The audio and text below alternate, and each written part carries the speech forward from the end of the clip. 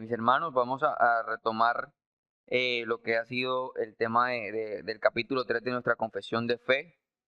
Para el que no tenga la confesión a la mano, al fondo hay más ejemplares para que puedan seguir la lectura. La última vez habíamos hablado o nos habíamos quedado en lo que fue el capítulo 3 de esta confesión. Este capítulo 3 habla del decreto de Dios. Ese es el título eh, de este capítulo 3, del decreto de Dios. Y también habíamos hablado de manera de introducción sobre la importancia de tener una confesión de fe y no solo de reconocerla como parte de la identidad de la iglesia, en este caso de esta confesión de fe de Londres de 1689, sino el conocerla, saber cuáles son esos artículos que trata y por qué yo me distingo como bautista. Hasta la última clase estuvimos abordando solamente el primer artículo, es decir, el primer párrafo de esta confesión. Hoy examinaremos los párrafos que van del 2 al 4, es decir, examinaremos tres párrafos, son tres párrafos bastante cortos, pero bastante dicientes. Habíamos hablado acerca de que Dios es la causa primera de todo por cuanto sucede. Dios desde la eternidad estableció un plan que habría de tener lugar en el tiempo. Dios decretó todo lo que ha sucedido y todo lo que ha de suceder.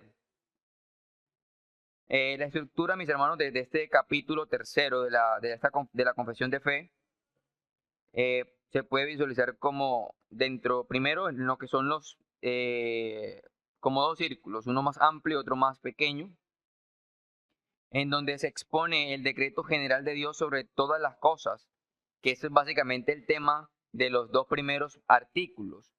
El párrafo 1 y párrafo 2 tratan de una manera general lo que corresponde al decreto de Dios, pero así, de una manera mucho más amplia.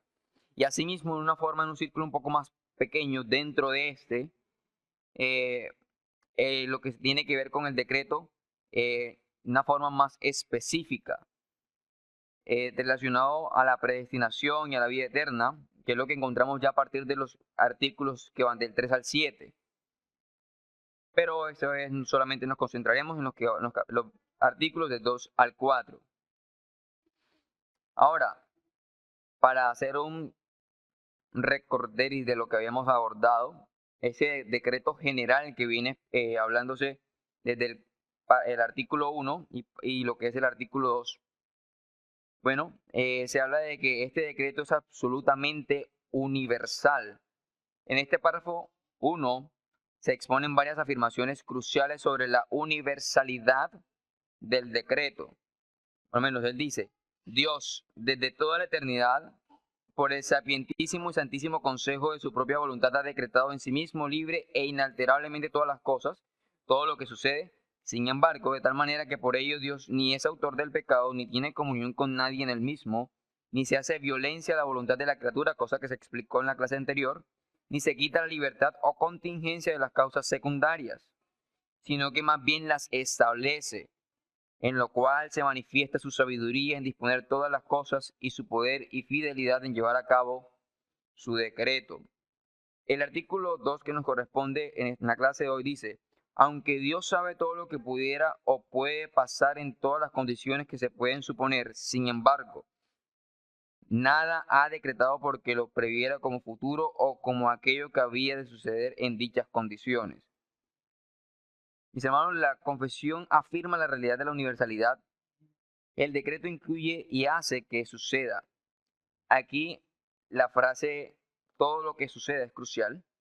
Nada escapa dentro del decreto de Dios. Incluye absolutamente todo. Esta es, por supuesto, mis hermanos, la clara enseñanza no solo de la confesión, sino de toda la escritura en general. La Biblia no solo afirma en general la universalidad del decreto de Dios, sino que lo afirma específicamente, que eso incluye acontecimientos buenos y malos, actos pecaminosos, actos libres de los hombres, porque son libres, hechos fortuitos, detalles personales de nuestras vidas y muerte, grandes asuntos de las naciones, la destrucción final de los malvados, está incluida dentro del decreto de Dios. Y es importante, mis hermanos, notar que muchos malentendidos sugieren que Dios, aunque decreta las cosas pueden también alterarse, salirse de control, pero que Dios de alguna manera, por ser todopoderoso, las arregla en el camino. Eso lo sugieren cuando consideran que lo sugieren en la medida en que consideran que la caída del hombre fue un evento fortuito y que a Dios le tocó sacar un as debajo de la manga, que por eso envió un redentor y que ese no era el plan original de Dios, sino que fue provocado por la libertad del hombre y por su pecaminosidad. Ahora, Proverbios, capítulo 19, versículo 21 dice lo siguiente. Dice, muchos pensamientos hay en el corazón del hombre, mas el consejo de Jehová permanecerá. Ahora, la versión de las Américas da una traducción un poco más precisa acerca de esa idea que estamos tocando. Dice, muchos son los planes en el corazón del hombre, mas el consejo del Señor permanecerá. Y es importante, mis hermanos, considerar lo que se menciona en esas líneas, pues aquí entendemos que a pesar de la libertad dada a las criaturas, la forma en que se mueven, su voluntad, que muchos, como dice aquí, son los planes que están en el corazón del hombre, a pesar de todo eso, el plan que Dios ha establecido para el ser humano, para este mundo, es lo que va a permanecer a pesar de todo. Es decir, dentro de ese plan están considerados todas las cosas, incluso los actos fortuitos, esos accidentes, los planes de los hombres. Dentro del plan de Dios están considerados de tal manera que lo que Dios ha decretado que había de ser sucederá de manera eficaz. Ahora, ¿cómo nosotros debemos responder a esta doctrina del decreto universal de Dios? Bueno, la confesión concluye, por lo menos en el párrafo 1 de este capítulo, dice, en el que aparece su sabiduría al disponer todas las cosas y su poder y fidelidad al cumplir su decreto. Mis hermanos, Dios fue sabio en ordenar todas las cosas por su decreto. Y si pensamos en Él y en el desarrollo de su plan, lo veremos. El poder de Dios se muestra en este poderoso plan. Y acá, mis hermanos, nuestra respuesta debe ser en adorar su majestuosidad, la fidelidad de Dios a su pueblo, y asimismo también se revela el cumplimiento de su decreto. Ahora, el artículo 2, que también toca un aspecto general de este decreto, dice, aunque Dios sabe todo lo que pudiera o puede pasar en todas las condiciones que pueden suponer, sin embargo, nada ha decretado porque lo previera como futuro o como aquello que había de suceder en dichas condiciones. Bueno, el decreto de Dios no solamente es universal, según nos lo dice el primer artículo, sino que este párrafo 2, aparte nos dice, es incondicional. Es incondicional. Y hay 3 argumentos directos para el hecho de que el decreto de Dios es incondicional. El primero es la naturaleza de la situación. Nadie estaba allí y nada existía cuando Dios decretó. Por lo tanto, Dios no tuvo en cuenta nada más que su propia voluntad cuando decretó todas las cosas. Decir otra cosa es caer en la visión catastrófica anti Dios de un dualismo eterno. La segunda, lo cual es la afirmación de la Escritura afirma que nadie aconsejó a Dios cuando decretó. Y hay textos muy puntuales con relación a esta afirmación. Y en esto consiste, mis hermanos, la incondicionalidad de ese decreto. Ese decreto de Dios no está condicionado a eventos futuros que Dios había previsto. Tampoco está condicionado por lo que se dejó llevar o se dejó guiar por algún consejo. Dice Isaías en el capítulo 40, en los versículos 13 al 14. Isaías 40, versículos 13 al 14 dice lo siguiente. ¿Quién enseñó al Espíritu de Jehová o le aconsejó enseñándole? ¿A quién pidió consejo para ser avisado?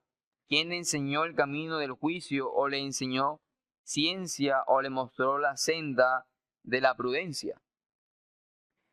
Pablo también hablando a la iglesia de Roma, en el capítulo 11, luego de ver el panorama anterior de lo que había expuesto acerca del plan divino de Dios y de la redención, hay una parte doxológica en el versículo 34, que es la que voy a citar en ese momento. Romanos 11:34 dice, porque ¿quién entendió la mente de Dios? ¿O quién fue su consejero? Aquí Pablo, recordando el plan de Dios, todo lo que había mencionado acerca de cómo Dios estableció las cosas para salvarnos, para concedernos a nosotros el don de la vida eterna. Aquí Pablo exalta la sabiduría de Dios y su soberanía, puesto que es Él quien dispone todas las cosas según el designio de su propia voluntad. Ahora, ya hemos demostrado que el decreto de Dios es absolutamente universal o comprensivo.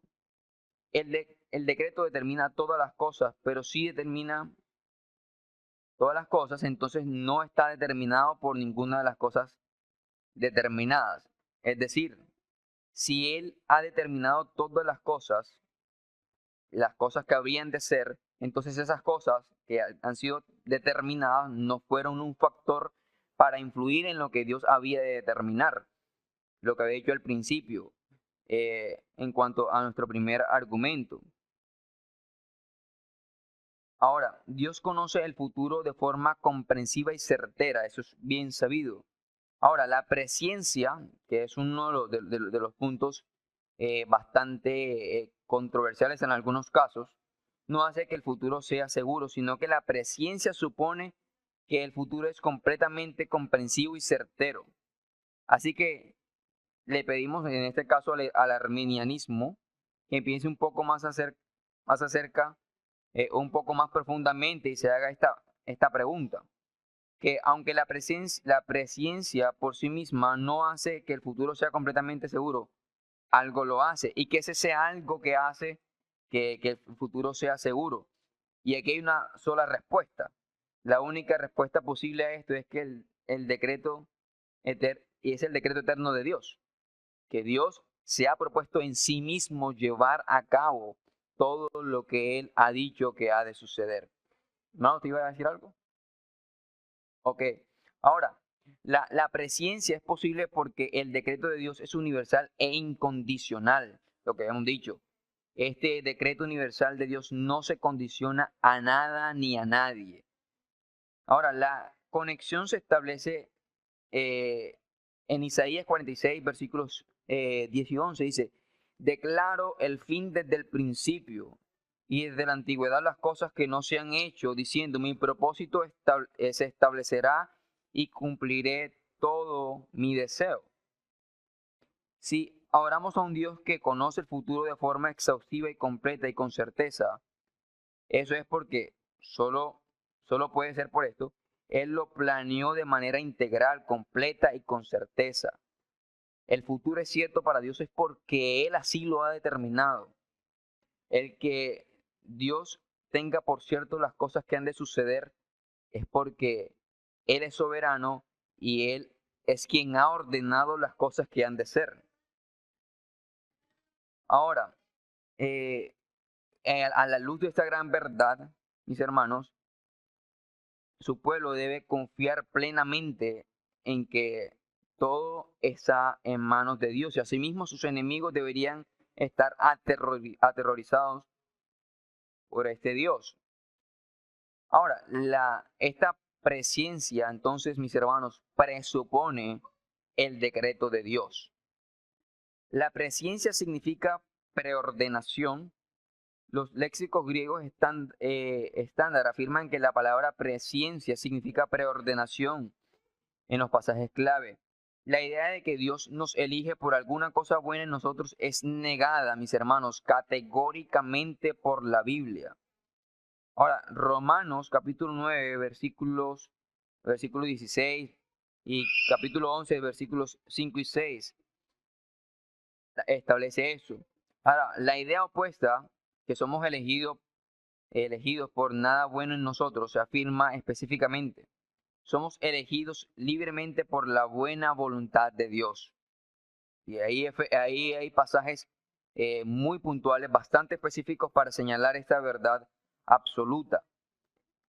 La fe, el arrepentimiento, la perseverancia, la santidad, la receptividad, mis hermanos, todas las cosas buenas que se supone que Dios prevé en nosotros, son todas ellas fruto de la elección.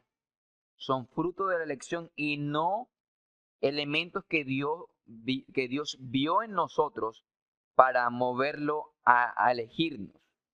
Cada una de estas cosas que son la fe, el arrepentimiento, la perseverancia, la santidad, el recibir el Evangelio, son frutos de la elección de Dios. Son frutos de la elección de Dios. No pueden ser vistos como condiciones previstas por Dios para la elección, y eso es importante. Ahora, el artículo 3, que tiene que ver ya ahí entrando en parte ya lo que es el decreto de una forma más específica, aquí habla del decreto específico en cuanto a la predestinación a la vida. Dice el artículo 3 de este capítulo 3 de la confesión. Por el decreto de Dios para la manifestación de su gloria, algunos hombres y ángeles son predestinados o preordenados a vida eterna por medio de Jesucristo para alabanza de la gloria de su gracia. A otros se les deja actuar en su pecado para su justa condenación, para alabanza de la gloria de su justicia. Las primeras, mis hermanos, las primeras características bíblicas de la elección son, según este párrafo, su selectividad. Lo que quiero decir con eso, mis hermanos, la doctrina bíblica de la elección como un acto de selección presupone e implica un acto también de rechazo. Romanos capítulo 9, verso 11 encarna bastante bien esta idea. Y aquí tenemos el caso de Jacob y Esaú.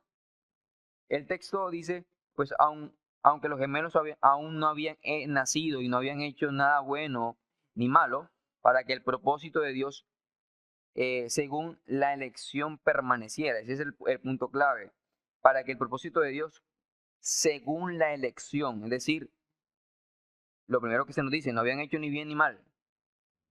Dios escogió a uno y al otro simplemente lo aborreció. ¿Pero esto para qué? Para que el propósito de Dios, según la elección, es decir, no está determinado por nada que la criatura hace, sino por el beneplácito de Dios. Entonces, los siguientes argumentos pueden ser a favor de la elección y en contra de la idea de que son elegidos en Cristo. Mis hermanos, las palabras usadas para elección implican la idea de selección. Los pasajes que enseñan la reprobación implican la idea también de selección. Y los pasajes bíblicos que contrastan los elegidos y los no elegidos implican la idea de selección. Cada uno de estos pasajes que habla acerca de una elección también implican una reprobación. Los pasajes que enseñan de la reprobación, asimismo también hablan de una selección. Y estos pasajes que generan un contraste entre aquellos que son escogidos para vida, asimismo, mis hermanos, los no elegidos implican también una selección. Ahora, en este capítulo 3, en el artículo 4, dice lo siguiente: estos ángeles y hombres, así predestinados y preordenados, están designados particular e inalterablemente, y su número está escrito y definido, que no se puede aumentar ni disminuir. Este párrafo 4, este artículo 4, nos muestra la especificidad de la elección al hablar de la inmutabilidad y particularidad de la predestinación de Dios. Pues no se habla de la elección de grupos, sino de seres específicos. Dios hace elección específica de personas. Esto plantea la pregunta, ¿eligió Dios solo a naciones o grupos? Es decir, ¿tiene Romanos 9 algo que ver con la elección de naciones? ¿Eligió Dios simplemente a la iglesia como un conjunto? Una respuesta positiva a estas preguntas sería ilógica y no sería bíblica. Sabemos que el llamado eficaz es específico e individual y eso está categóricamente enseñado en las Escrituras. Dios llama a personas particulares, a personas de una forma específica a la salvación en circunstancias particulares e individuales. El llamamiento efectivo o eficaz es el índice histórico, el resultado de la elección. Si el llamamiento es individual, personal y específico, entonces también debe serlo la elección de la que es la manifestación o lo que hemos visto a través de la historia o a través de lo que la misma escritura nos enseña. La elección bíblica es entonces distintiva, personal e incondicional, pero se plantean varias preguntas sobre esta doctrina de la elección. A lo largo de la historia, mis hermanos, y es muy común encontrarse con preguntas con relación a esta doctrina, y una de ellas es, ¿puede salvarse alguien además de los elegidos? La respuesta a esta pregunta, según este último párrafo que hemos elegido, o este último párrafo que hemos leído, es no. La razón, sin embargo, no es que Dios impida activamente que se salven, sino que solo por gracia preordenada para los hombres en el propósito electivo de Dios, cualquier hombre llegara a buscar seriamente la salvación.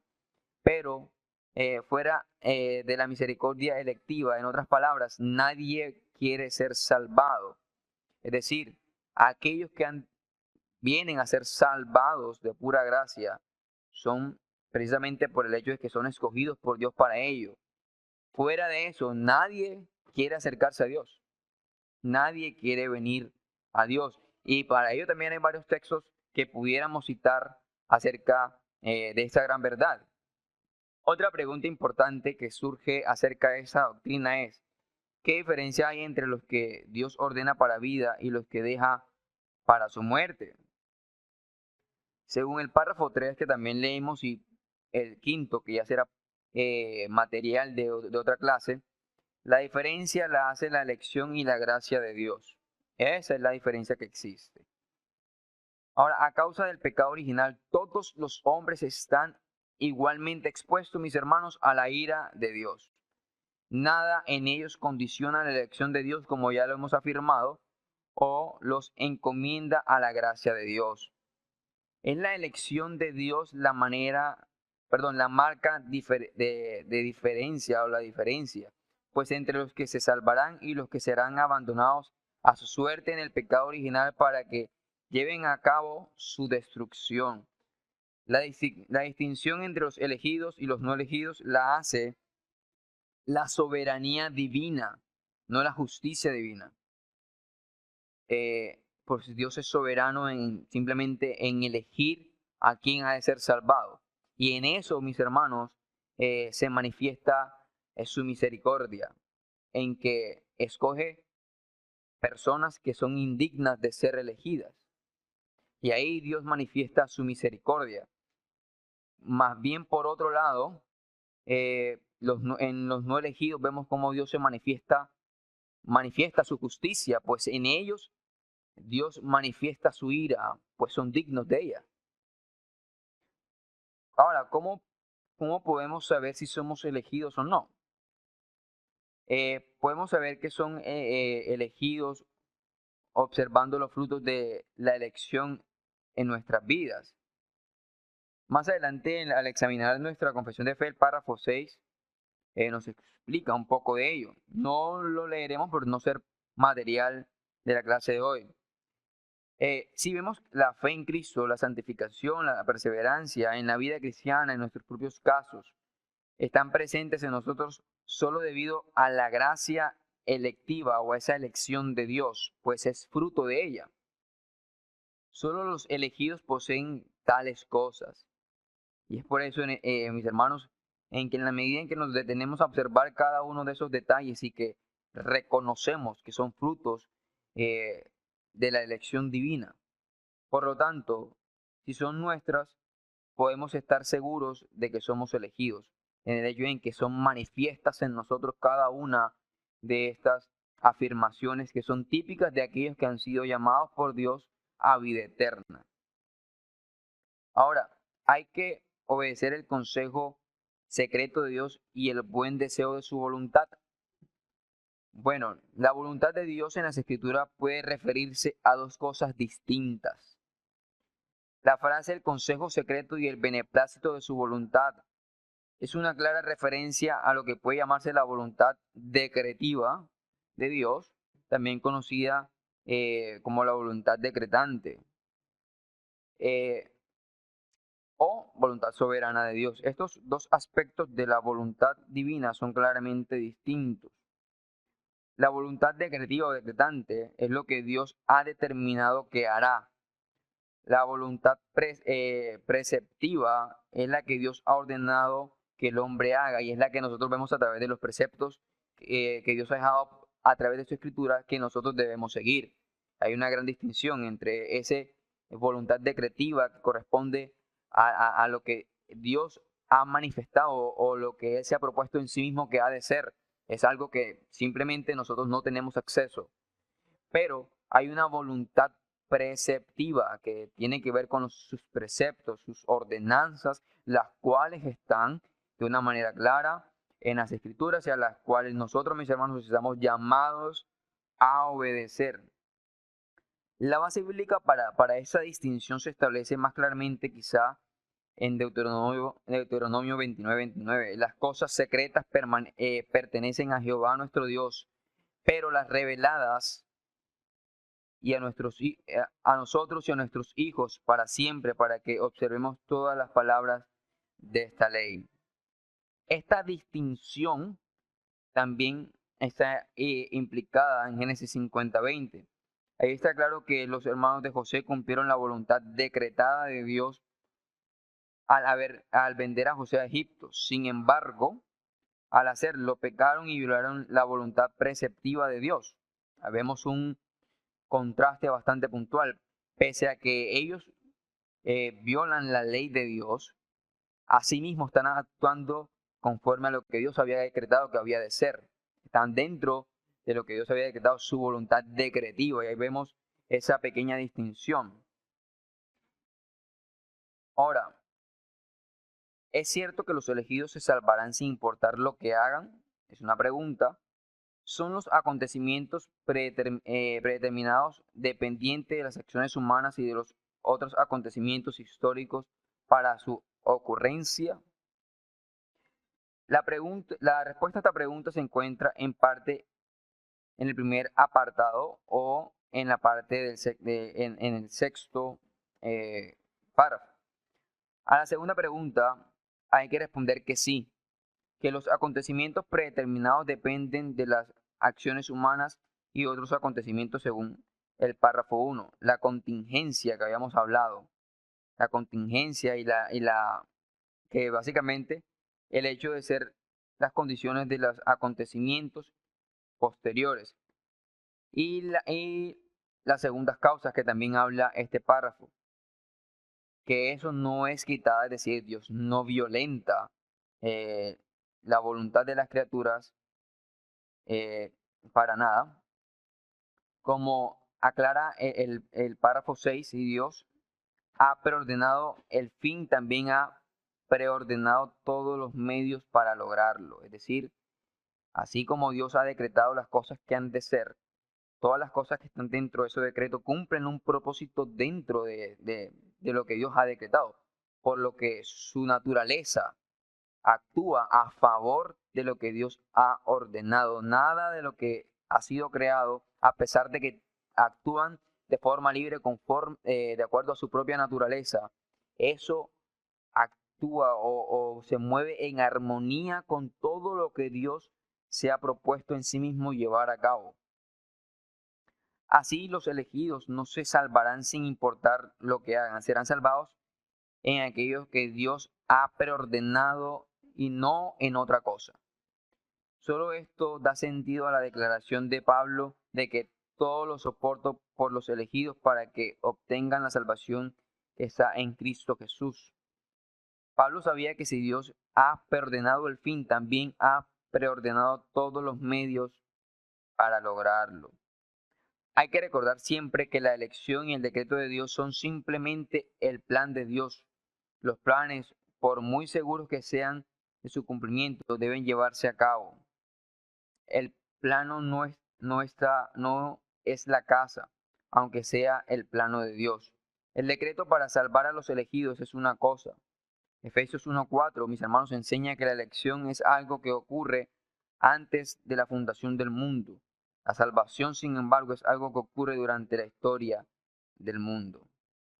Esto, mis hermanos, es extraído eh, del estudio que hace el doctor Sam Waldron acerca de esta doctrina del decreto. Para terminar, mis hermanos, quiero eh, citar también unas últimas palabras que dice: la doctrina del decreto de Dios declara que Dios diseña, decide antes de actuar y que todos sus actos están en armonía con ¿qué? Con su carácter perfecto y con sus atributos. Y frente a esta doctrina, mis hermanos, se han levantado muchas objeciones que buscan negar eh, esta doctrina que es esencial en nuestra fe. Pero asimismo, mis hermanos, nosotros tenemos un gran consuelo en ella. Y es en el hecho de saber que Dios está en control absoluto de cada cosa que ocurre, porque Él es soberano. Y algo que también debería llamar nuestra atención es algo que al final dice el párrafo 1. Dice, en lo cual se manifiesta su sabiduría en disponer todas las cosas y su poder y fidelidad en llevar a cabo sus decretos. Cada una de estas cosas, mis hermanos, nos conducen a adorar a Dios por su fidelidad, por su poder y por su sabiduría. Y en la medida en que nosotros conocemos y entendemos cada uno de estos aspectos del ser de Dios, mis hermanos, nuestros corazones son llenados de consuelo y de esperanza. Bueno, mis hermanos, hasta aquí con relación a al discipulado del día de hoy. Vamos a orar y si hay alguna pregunta o aporte, se hace. Eh, Padre, te damos gracias por tus misericordias, oh Dios, porque tú eres bueno. Te damos muchísimas gracias porque sabemos a través de tu escritura, por lo que tú has revelado acerca de ti mismo, que tú eres soberano.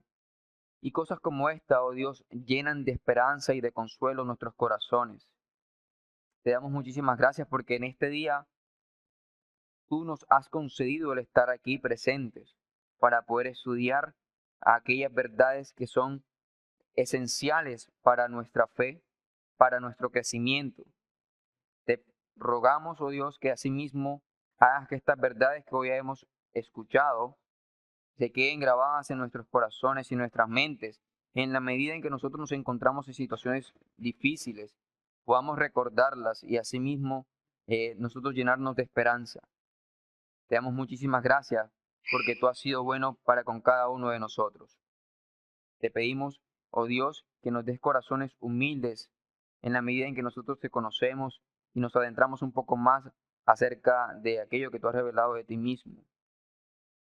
Y que asimismo nosotros podamos acercarnos a ti para adorarte de mejor manera. Todo eso en Cristo Jesús nuestro Dios, para tu gloria. Amén. Hermanos, ¿alguna pregunta, aporte?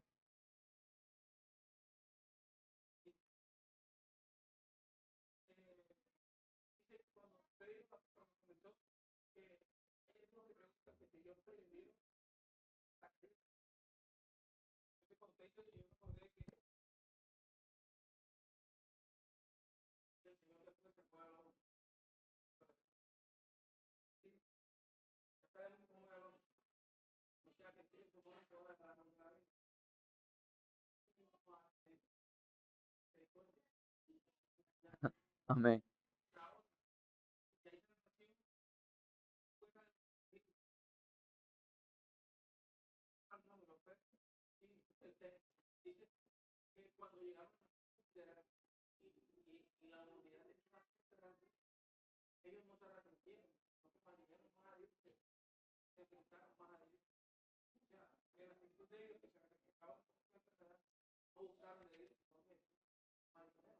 De hecho, recuerdo mucho también una exposición del fallecido teólogo R.C. Sproul, hablando acerca de ese día. Dice que y ahí será el lloro y el crujir de dientes para aquellos que no fueron elegidos. Y ahí muestran dos aspectos importantes o fundamentales que son parte del ser humano, por lo menos aquellos que lloran reconociendo que están siendo condenados de una manera justa, que reconocen que pues están ahí por sus propios actitudes, por sus méritos. Y por otro lado vemos el crujir de dientes, que es una forma de hablar también de la ira humana y ofendiendo a Dios el por qué, o reclamándole a Dios el por qué el que Dios le haya puesto ahí, o por qué Dios les castiga. Entonces es eso, el reconocer la forma en cómo el ser humano sin Dios se comporta.